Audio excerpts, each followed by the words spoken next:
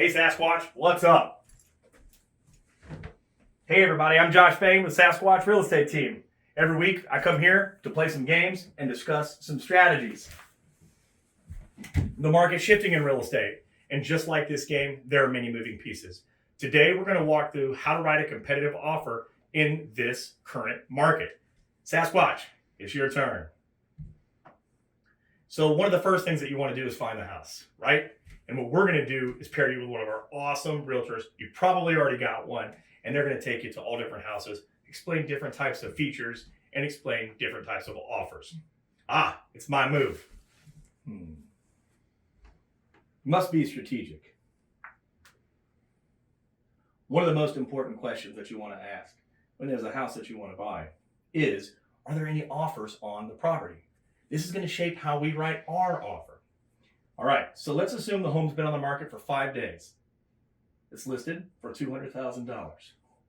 And there are no offers on the property. Your turn, Sasquatch. You call us and say, hey, we really like this one. We're ready to put in an offer. What's next? Your realtor is going to call the listing agent and say, hey, do you have any offers on this property? Listing agent, again, in this scenario, we're saying no. So we've called the listing agent. We know the home has been on the market for 5 days. It's listed for $200,000. What type of offer can we write that we know is going to take it down without overpaying and while protecting our money? My turn. All right, Sassy. Yeah. All right. If this were 3 or 4 months ago, we'd be writing $10,000, $15,000, $20,000 over the price. But again, just like this game, conditions change quickly. So in the current market, a competitive offer for a $200,000 home would be anywhere from $3,000 to $7,000 over the list price for a home that has been 5 days on the market. If the home has been on the market for 15, 21, 30 days, and there are no offers, that's when we would come under the list price slightly, but more importantly, ask the seller to help pay some of our closing costs. You have to remember the market that we're in, and it is shifting. So some of these sellers are not expecting to pay closing costs. Others may be starting to get there. So each scenario is going to be a little bit different, and your realtor is going to help navigate through each situation. Is it my move? All right.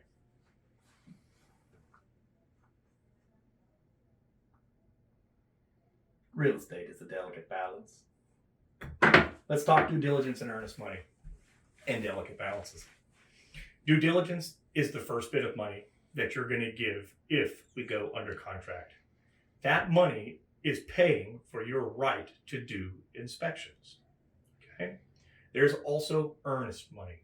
This is a second type of deposit that you may or may not give on an initial offer. What are the differences between due diligence and earnest money? All right, here's what you need to know. So my move? No. What are you cheating over there, Sassy? I don't want to hear it. What are you doing? This guy. He is a wild animal. All right, due diligence and earnest money.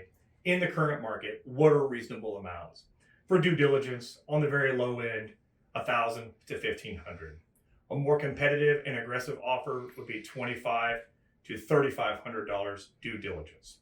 Remember, due diligence counts towards your closing costs, but if you, the buyer, back out for any reason, due diligence is gone, so don't back out. Earnest money.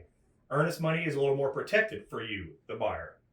Earnest money has a date that's important, and that's the due diligence date.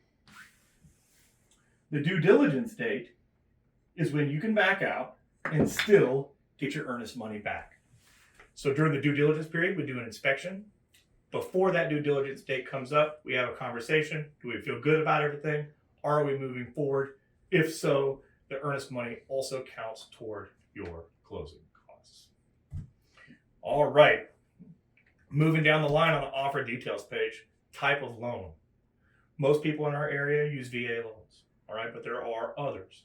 USDA, FHA, and conventional. Depending on the type of financing that you have, that can affect the way the seller views your offer.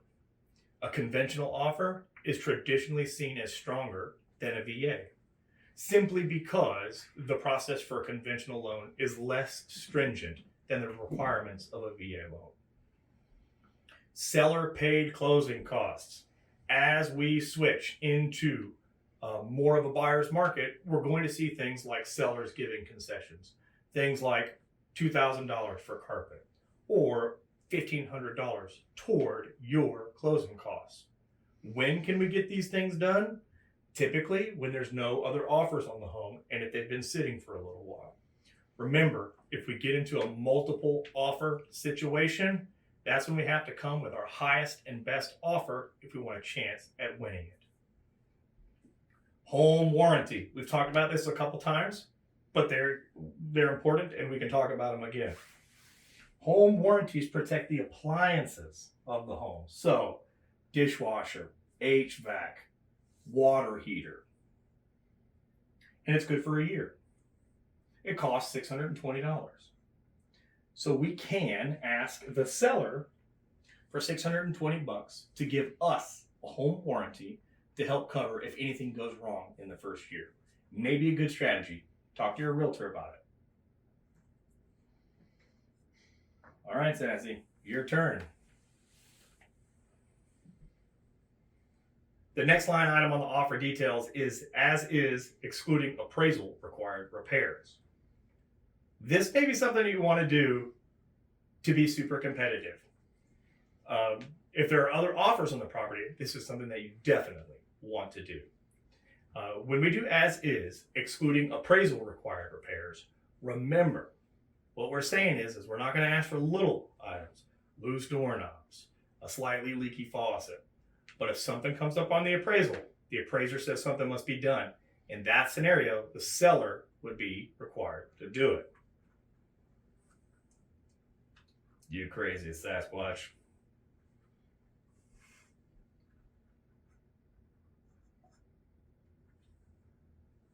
Good job. Moving down the line on the offer details is the appraisal contingency. The appraisal contingency is if we write, when we write over the ask price. So current example, $200,000 home, no offers, but only on the market 5 days, and we really like it. So some winning terms would be $2,000 due diligence with a purchase price of $202. We would want a home warranty, but we're going to do as is, excluding appraisal required repairs. That would be a pretty competitive offer in this market. But remember, if another offer comes in, that changes the game.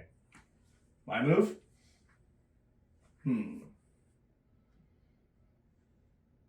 So appraisal contingency. Home's listed for $200. We really like it. So we're going to write $202. And appraisal contingency states, if the appraisal comes in less than $202, it comes in at $200 or $199.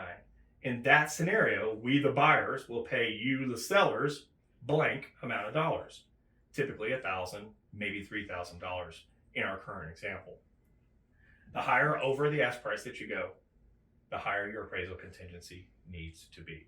Your realtor will discuss this in more detail with you. Other details on an offer detail sheet that you might want to add would be things like seller to include washer and dryer, if you wanted to ask for those types of things. But again, if there's offers on the home, you need to be a little more competitive, and it's doing things like $5,000 to $7,000 over, stronger due diligence, no earnest money, as is, excluding appraisal required repairs, and of course, a quick close date. Oh, things are happening. As we get to the bottom of the list, Sasquatch has gotten to the end of his game. Oh, he continues. And that's just like real estate, guys. Things can seem like they're about to topple over, and then they don't. So stick with us and know that you've got an awesome team behind you that's going to get you to close. Trust in your realtor and feel free to ask us questions anytime. Sasquatch, you lose.